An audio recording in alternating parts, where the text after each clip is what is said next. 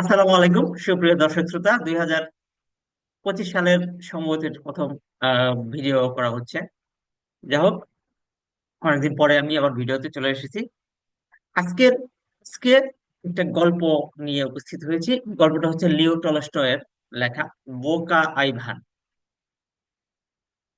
তো গল্পটা চমৎকার একটা, মানে ভালো মানুষরা যে বোকা হয় সেটা এখানে বোঝানো হয়েছে, এবং বোকারা যে সফল হতে পারে, সহজ সরল মানুষ যারা তারা যে সফল হতে পারে, এখানে একটা তার উদাহরণ তুলে ধরা হয়েছে। এখানে আরো বোঝানো হয়েছে সৎ মানুষরা সাধারণত আহ, একটা বোকা হয়। যাই হোক, আমরা গল্পটা শুরু করি। বোকাই ভান, মানে তারা তিন ভাই, এক বোন ছিল। বোনটার নাম হচ্ছে মার্থা। মার্থা একটু মানসিক, শারীরিক মানসিক প্রতিবন্ধী ছিল, এবং আইভান কৃষি কাজ করতো। আর বড় যে দুই ভাই ছিল, সাইমন এবং তারাশ। সাইমন রাজার সেনাবাহিনীতে যোগ দেয়। সে সেনা প্রধান হিসেবে কাজ করতে থাকে। আর তারাশ হচ্ছে শহরে ব্যবসা করে, দুইজনেই শহরে থাকে। কিন্তু আইভান হচ্ছে কৃষি কাজ করতো, গ্রামে থাকতো, এবং তার বোন এবং বাবা নিয়ে সে বসবাস করতো। তাদের হাড় ভাঙা কঠোর পরিশ্রম করতে হতো। তো ভালো চলছিল, খুবই ভালো চলছিল তার। গ্রামে এসে চাষাবাদ করে খাওয়া খাওয়া দাওয়া করে সবকিছুই তার ঠিকঠাক মতোই চলছিল। সুখে শান্তিতে তারা বসবাস করছিল।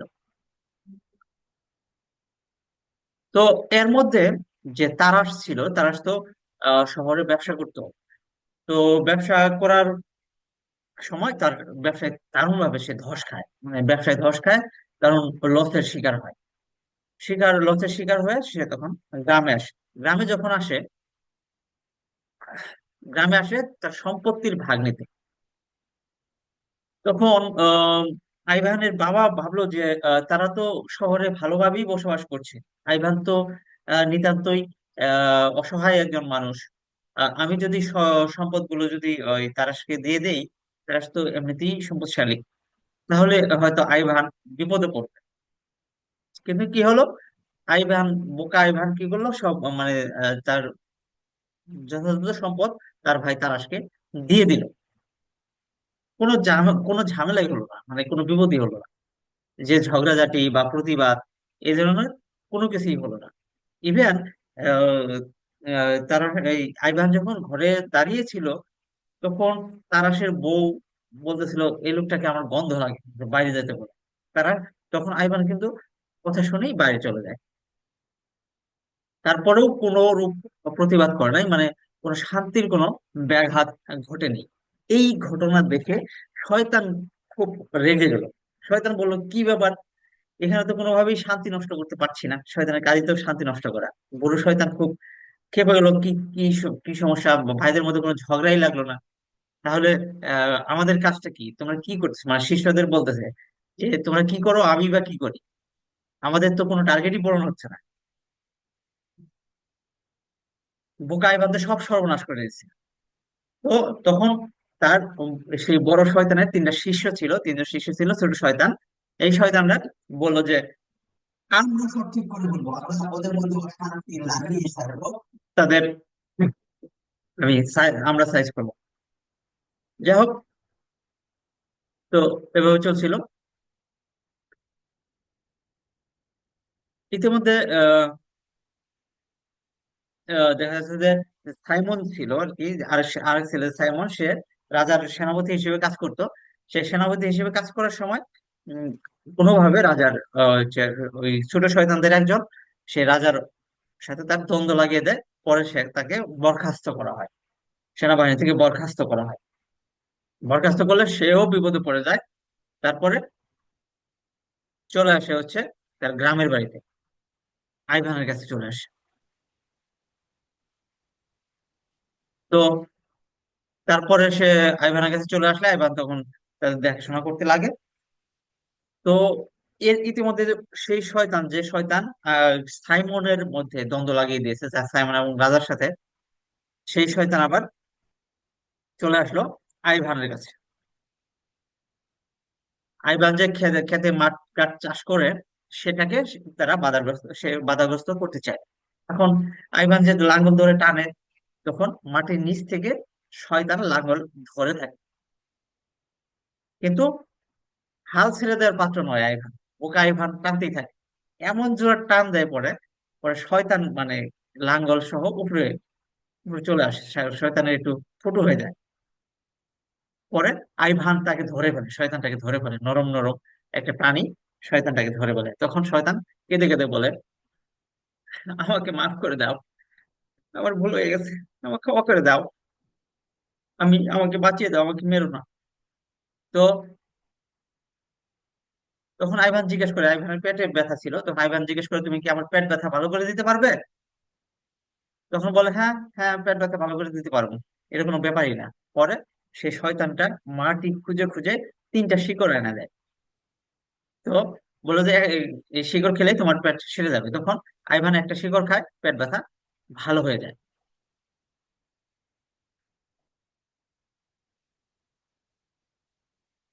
তখন শয়তানটা এক লাফে মাটির ভিতরে ঢুকে যায়, এবং মাটির ওইখানে একটা ছিদ্র রয়ে যায়, চিহ্ন রয়ে যায়, যে যেদিক দিয়ে মাটির ভিতরে প্রবেশ করলো।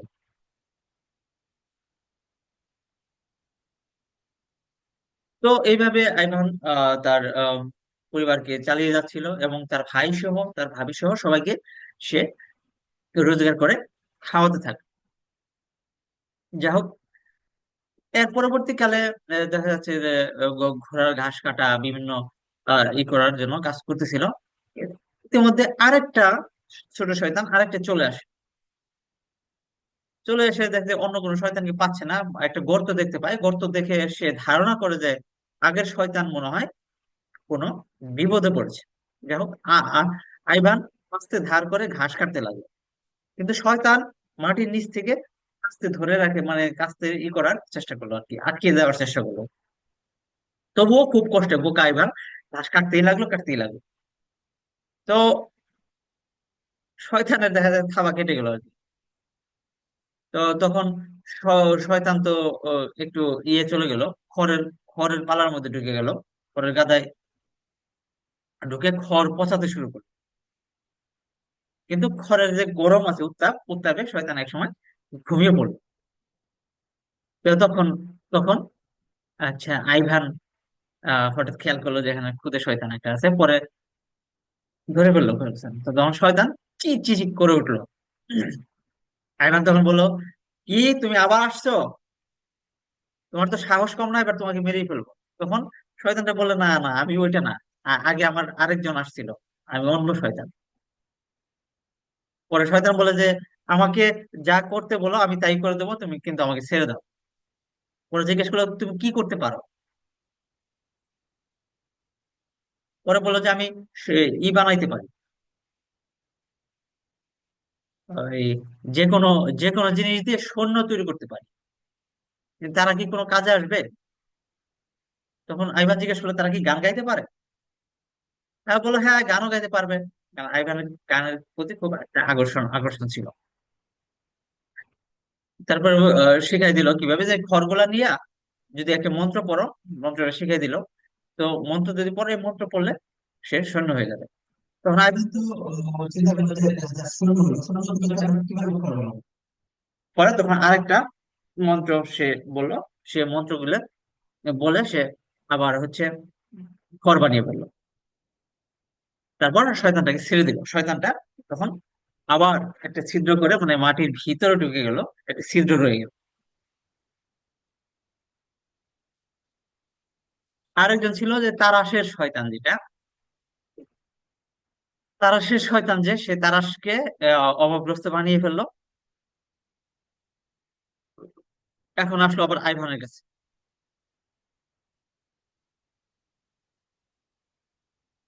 তো আইভান যখন গাছ কাটতেছিল কোরাল চালিয়ে, তখন তখন শয়তান শয়তান মগ ডালে আটকা, মানে বাঁশ কাটতেছিল, তখন মগ ডাল ধরেছিল। শয়তান চিন্তাও করে নাই যে এইভাবে ধরে থাকা অবস্থায় হঠাৎ হ্যাঁচকা টান দেবে আইভান। পরে আইভান যদি হ্যাঁচকা টান দিল, শয়তানটা পড়ে গেল। তখন আইভান ওই শয়তানটাকেও ধরে ফেলে। তো তখন সে বলতেছে তুমি আবার আসছো, তোমার তো সাহস কম না? পরে বলতেছে না, আমি ওটা না, আমি অন্য শয়তান। আইভান যখন কোরাল দিয়ে দুই টুকরা করতে যাচ্ছিল তখন চিৎকার করে বললো, আমাকে মেরো না, আমি তোমার জন্য যা বলো তাই করবো। কি করতে পারো তুমি? টাকা বানাতে পারো? টাকা বানাতে পারি, যত চাও তত। বানাও তো টাকা। বললো আইভান। তখন শয়তান একটা গাছের পাতা নিয়ে ঘষে ঘষে চাক চাক করে ঘষা শুরু করলো, মাথায় ঘষা শুরু করলো চাক চাক করে মাটিতে। আর সেই সোনা পড়া শুরু করলো আর কি। তখন তো সোনার সোনার মোহর ছিল, ওইটাই টাকা ছিল আর কি। পরে বললো, এবার আমাকে ছেড়ে দাও। আইভান তাকে ছেড়ে দিয়ে বললো, পালাও। তখন ওই শয়তানও মাটির ভিতরে ঢুকে গেল, ওখানে একটা ছিদ্র রয়ে গেল, গর্ত রয়ে গেল আর কি। তো এইভাবে চলছিল। তো আইভান তো এখন বেশ কিছু ক্ষমতার অধিকারী হয়ে গেল। যাই হোক, পরে গ্রামে একটা বিয়ের অনুষ্ঠান হচ্ছিল, তখন কিছু তরুণী নাচতেছিল এবং গান গাইতেছিল। পরে তারা আইভানের প্রশংসা করে কিছু গান গাইলো, জাস্ট মজা করেই গান গাইলো। And আইভানকে বললো, আমি তো তোমার প্রশংসা করে গান গেয়েছি, আমাকে উপহার দিতে হবে। পরে আইভান বলল যে, ঠিক আছে, তুমি দাঁড়াও, আমি উপহার নিয়ে আসতেছি। তো ও তরুণীরা বিশ্বাস করেনি, জাস্ট মজাই করতেছিল। তো আইভান তখন বনে গিয়ে আহ এই পাতা দিয়ে সে টাকা বানিয়ে নিয়ে আসে। তো টাকা বানিয়ে তাদের, টাকা বলতে কি, স্বর্ণ মুদ্রা, সবাইকে স্বর্ণ মুদ্রা দিল। তো ওরা তো অবাক হয়ে গেল, বলে যে আইভানের জয় হোক। তখন আইভান তখন বললো যে, তোমাদের চেয়ে ভালো গান গাইতে পারে এরকম আমার কাছে লোক আছে। ওরা বলে, আচ্ছা দেখি কি লোক আছে। পরে আবার আইভান আবার বনে গেল, বনে গিয়ে খড় দিয়ে সে সৈন্য বানিয়ে নিয়ে আসলো। সৈন্যগুলোর সাথে সৈন্যগুলো নিয়ে এসে সুন্দর গান পরিবেশন করলো, সবাই মন্ত্রমুগ্ধের মতো শুনতে লাগলো। তখন সাইমনও দেখলো যে সৈন্যরা গান গাচ্ছে। তখন সাইমন চিন্তা করলো, সাইমন তো সেনাবাহিনীর লোক, সে তো সৈনিক নিয়ে কাজ। পরে সাইমন তখন আইভানকে জিজ্ঞেস করলো, তুমি এত সৈন্য কই পেলে? বললো যে, আমার কাছে অনেক সৈন্য আছে। পরে বললো যে, আমাকে কিছু সৈন্য দাও, আমি, আমার সৈন্য থাকলে আমি একটা রাজ্য দখল করতে পারবো, আমি রাজা হতে পারবো। পরে বললো যে, আচ্ছা ঠিক আছে, সমস্যা নাই, আমি তোমাকে সৈন্য দিতে পারি, কিন্তু সৈন্যদের কিন্তু আহ এরা কিন্তু প্রচুর খাওয়া দাওয়া করে, এদের প্রচুর খাওয়াতে হবে। পরে আইভান বললো, ঠিক আছে, সমস্যা নেই। আহ, সাইমন বললো, ঠিক আছে, সমস্যা নাই। তো তখন আইভান একদল সৈন্য সাইমনকে দিল। আবার টাকার কাহিনীটাও তারাশের কাছে চলে গেল। তারাশ তখন আবার আইভানের কাছে কিছু টাকা চাইলো। তো কিছু টাকা তারাশকে দিয়ে দেওয়া হলো। তারাশ ব্যবসা করে বেশ সফল হলো। আর ওইদিকে সৈন্য নিয়ে একটা রাজ্য দখল করে ফেললো সাইমন। তাহলে সাইমন হয়ে গেল একটা দেশের রাজা। আর অপরদিকে অনেক ধনী লোক হওয়াতে তারাশও একটা দেশের রাজা হয়ে গেল। যাই হোক, দুই ভাই দুই দেশে বসবাস করছে রাজা হিসেবে। আর গ্রামে বসবাস করছে, বোকাইবান গ্রামে বসবাস করছে। যাই হোক, এই সময় তার বাবার পেটে ব্যথা হয়। তখন আহ ইয়ে ওই আহ, আইভানের কাছে তিনটা শিকড় ছিল, তিনটার মধ্যে একটা খেয়ে ফেলেছে, আর দুইটা ছিল। একটা শিকড় বাবাকে খাওয়াই দিল, খাওয়াই দিলে বাবা সুস্থ হয়ে গেল। ইতিমধ্যে এই দেশের রাজা ঘোষণা করলো যে, আমার তার মেয়ে হচ্ছে প্রচন্ড অসুস্থ, পেট ব্যথা, তার তার পেট ব্যথা যে ভালো করতে পারবে তার মেয়েকে তার সাথে বিয়ে দিয়ে দিবে। তখন আইভানের বাবা বললো, তুমি তো এই রাজার কাছে গিয়ে তার মেয়েটাকে সুস্থ করে দিতে পারো। পরে বলে যে, আচ্ছা ঠিক আছে। পরে গেল আইভান গিয়ে ওই শিকড়টা রাজার মেয়েকে খাইয়ে দিল। পরে সে রাজকন্যাকে বিয়ে করলো। কিছুদিন পরে রাজা মারা গেল। তো আইভানও সেই দেশের, এই দেশের রাজা হয়ে গেল। তাহলে তিন ভাই, তিন দেশের রাজা। যা হোক, অনেক দিন হয়ে গেল। সেই বুড়ো শয়তানটা চিন্তা করতেছে যে, আমি যে ছোট শয়তানদের পাঠালাম, তারা তো আর ফেরত এলো না, নিশ্চয়ই তারা কোনো বিপদে পড়েছে, তারা সফল হতে পারেন। পরে বুড়ো শয়তানটা পৃথিবীতে আসলো, আর এসে দেখলো যে তিন তিন ভাই তিন দেশের রাজা হয়ে গেছে। তারা বেশ সুখে শান্তিতে বসবাস করতেছে, তাদের মধ্যে কোনো অশান্তি বা দ্বন্দ্ব তৈরি করা যায়নি। সে তখন মহা চিন্তায় পড়ে গেল, কিভাবে এদের মধ্যে অশান্তি সৃষ্টি করা যায়। তো প্রথমে সে সাইমনের রাজ্যে প্রবেশ করলো। প্রবেশ করে সে বিশাল তার চমৎকারিত্ব দেখলো। সে একজন সেনা সৈনিক হিসেবে বা একজন যোদ্ধা হিসেবে নিজেকে জাহির করলো। তো সাইমন তখন তাকে সেনাপতি নিযুক্ত করলো। তো সেনাপতি নিযুক্ত করার ফলে সে এমন কিছু ষড়যন্ত্র করলো যাতে অন্য দেশের রাজা অন্য দেশের রাজা এসে সাইমনের রাজ্য দখল করে ফেললো। সাইমন হয়ে গেল রাজ্যহারা। অপরদিকে তারাশের রাজ্যেও প্রবেশ করলো শয়তান, এখানে ব্যবসায়ীর বেশি প্রবেশ করলো। সে সব সবার জিনিসপত্র অত্যন্ত চড়া দামে সে কিনে নিত। পরে রাজা কোনো জিনিস কিনতে পারতো না, মানে তারাশ কোনো জিনিস কিনতে পারতো না। তো তারাশ তো দেখলো যে মহা বিপদ, কি করা যায়। পরে ওই ব্যবসায়ীকে দেশ থেকে বের করে দিল, কিন্তু জনগণ সেই দেশের বাইরে গিয়ে তাকে মাল সাপ্লাই দিয়ে আসতো। তো এইভাবে রাজার উপর আস্থা হারিয়ে ফেললো, তখন তারাশও রাজ্যহীন হয়ে গেল। তারাশও রাজা থাকতে পারলো না। এবার আসলো আইভানের রাজ্যে। আইভানের রাজ্যে প্রথমে সে সেনাপতি হিসেবে নিজেকে জাহির করলো। তো সেনাপতি হিসেবে জাহির করলো, তখন আইভানের রাজ্যে কোনো সৈনিকই নাই, কোনো সেনাবাহিনী নেই। সে বললো যে আমি সেনাপতি দিয়ে কি করবো। পরে বললো যে অন্য দেশের সাথে যুদ্ধ করবেন। যে আমার তো কোনো যুদ্ধের প্রয়োজন নাই, আইভান বলতেছে আমার তো কোনো যুদ্ধের প্রয়োজন প্রয়োজন নাই। পরে বলে যে দেশে যুদ্ধা নাই, যে দেশে সেনাবাহিনী নেই, সে দেশ কোনোভাবেই নিরাপদ না। না, আইভান বলে যে আমার কোনো প্রয়োজন নেই, আমার জনগণ নিরাপদ, তাদের কোনো সমস্যা নেই। পরে শয়তান এক্ষেত্রে একটু ব্যর্থই হলো। যাই হোক, সে পরবর্তীতে পাশের দেশের রাজার কাছে গেল। রাজার কাছে গিয়ে বললো যে এই দেশ আক্রমণ করা, এই দেশ দখল করা খুব সহজ হবে। পরে পাশের দেশ আইভানের রাজ্যে আক্রমণ করলো। কিন্তু আশ্চর্য হয়ে গেল, সৈনিকরা বিভিন্ন জায়গায় আক্রমণ করতেছে, বিভিন্ন ধ্বংসযজ্ঞ চালাচ্ছে, কিন্তু জনগণ তাদের সাথে যুদ্ধে লিপ্ত হচ্ছে না। তখন জনগণ বলতেছে তোমরা কেমন লোক যে তোমরা নিরীহ মানুষদের উপর কিংবা সম্পদ নষ্ট করতেছো। তোমাদের যদি সমস্যা থাকে তোমরা আমাদের সাথে বসবাস করো, আমরা তোমাদের খাওয়াবো, পড়াবো, সবকিছু করাবো। তখন সৈনিকরা অনুশোচনায় ভুগতে লাগলো, এবং সৈনিকরা তখন এই রাজ্য থেকে চলে গেল। এবং যে রাজা আক্রমণ করেছিল সেই রাজাই বরং বিপদের মধ্যে পড়ে গেল, ব্যবচাকার মধ্যে পড়ে গেল। যাই হোক, এ পর্যায়ে বুড়ো শয়তান ব্যর্থ হলো। এবার অন্য রূপ নিয়ে আসলো সে, ব্যবসায়ী রূপ নিয়ে আসলো। তো ব্যবসায়ী রূপ নিয়ে এসে সে আহ বিভিন্ন জনকে, মানুষকে টাকা পয়সা দিয়ে দেওয়ার চেষ্টা করলো আর কি। কিন্তু ওই দেশের তো টাকার প্রচলনই নাই, মানুষ টাকা চিনেও না। তারা হচ্ছে পণ্যের বিনিময়ে পণ্য কেনা বেচা করে। তো প্রথম থেকে টাকা পয়সা আছে আর কি, স্বর্ণ মুদ্রা নিয়ে তারা পোলাপানদের খেলাধুলার সামগ্রী হিসেবে ব্যবহার করতো। পোলাপানরা খেলাধুলা করতো। তো এরপরে আর কেউ টাকা নেয় না, বলে যে টাকা দিতে গেলে বলে যে আমার তো দুইটা টাকা আছে, দুইজন ছেলে মেয়ে খেলাধুলা করে, আর আমার দরকার নেই। পরে কেউ নিল না। তো শয়তান এক্ষেত্রেও ব্যর্থ হয়ে গেল। তো ইতিমধ্যে হচ্ছে অন্য দেশের যে ইগুলা, অন্য দেশ থেকে ওই রাজার দুই ভাই, আইভানের দুই ভাই চলে আসলো। তারাও আইভানের সাথে খাওয়া শুরু করলো আর কি, থাকা খাওয়া শুরু করলো।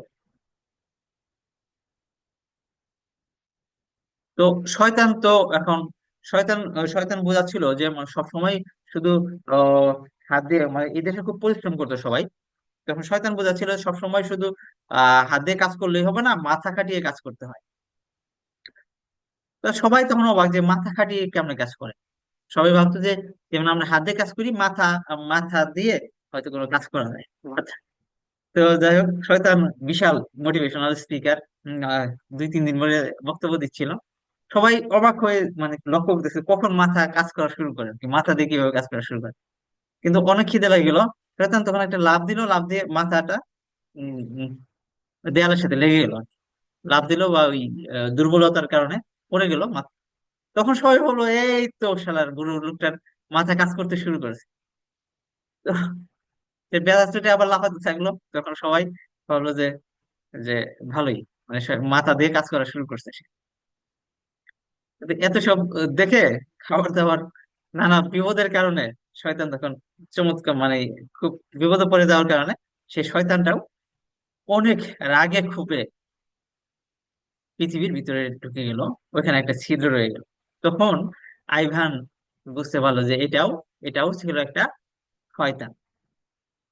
যাই হোক, শেষ পর্যন্ত দেখা গেল যে বুক আইভানেরই জয় হলো। সবাই বুক আইভানের কাছে এসে বুক আইভানের তত্ত্বাবধানে থাকা শুরু করলো। ধন্যবাদ। সবাই ভালো থাকুন। আল্লাহ হাফেজ।